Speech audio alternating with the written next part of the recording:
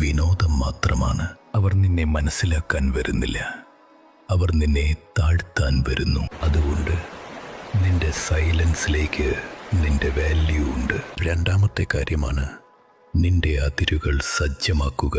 Boundaries ഇല്ലാത്ത മനുഷ്യനെ യാരും മതിക്ക മാട്ടാർകൾ. നീ എല്ലാവർക്കും യെസ് പറയുന്ന മനുഷ്യനാണെങ്കിൽ നിന്റെ മൂല്യം 0. നീ എല്ലാവർക്കും സമയം കൊടുത്താൽ നിന്റെ സമയത്തിന് മൂല്യം 0. നീ എല്ലാവരെയും സന്തോഷിപ്പിക്കാൻ ശ്രമിച്ചാൽ നിന്റെ വ്യക്തിത്വത്തിന് മൂല്യം 0.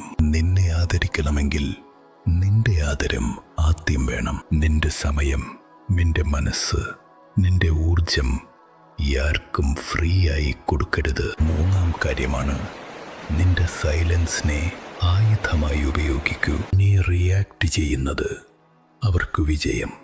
നീ